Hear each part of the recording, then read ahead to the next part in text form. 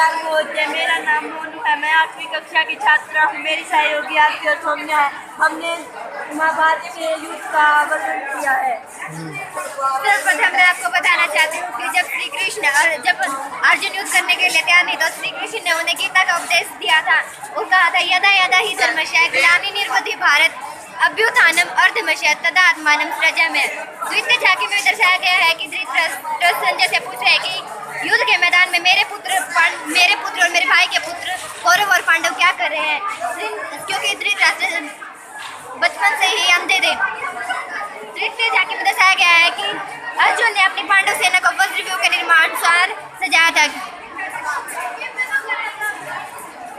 चतुर्थी झांकी में भीष्म पितामह को दर्शाया गया। भीष्म पितामह को पराजय करना आसान नहीं था। भीष्म पितामह कौरव सेना के प्रथम सेनापति थे। उन्हें पराजय करने के लिए युद्ध के मैदान में शिखंडी को लाया गया था, क्योंकि भीष्म पितामह कभी भी किसी क्षत्रिय पर प्रहार नहीं करते थे।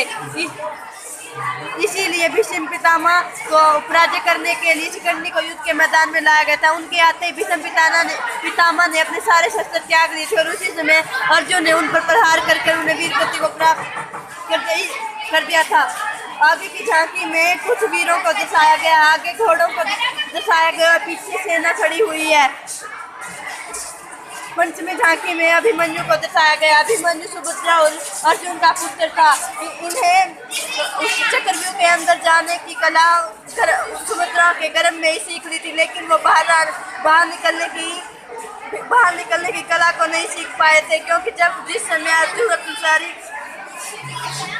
सारी कथा सुना रहे थे तो उसी समय बीच में सुभद्रा को नींद आ गई थी। इसीलिए अपना अधूरा ज्ञान होने के कारण वो अंतरी फंस गए थे, लेकिन फिर भी उन्होंने अपनी रक्षा के लिए साथ महारथियों के साथ युद्ध किया था और बाद में वीर गति को प्राप्त हो गए थे। भीष्म पितामह के बाद गुरु द्रोण को कौरव सेना का सेनापति घोषित किया गया। महाभारत के मैदान में गुरु द्रोण भगवान रुद्र की तरह दंड करते हुए पांडव सेना पर टूट पड़े।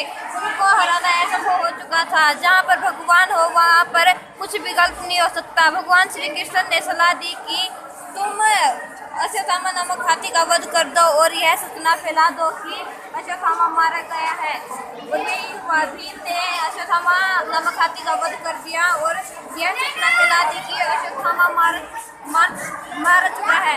लेकिन उसके बाद गुरु द्रोण को इस बात पर विश्वास नहीं हुआ और यह तो अपनी इच्छा के अनुसार से सोचने लगे कि क्या यह सच है।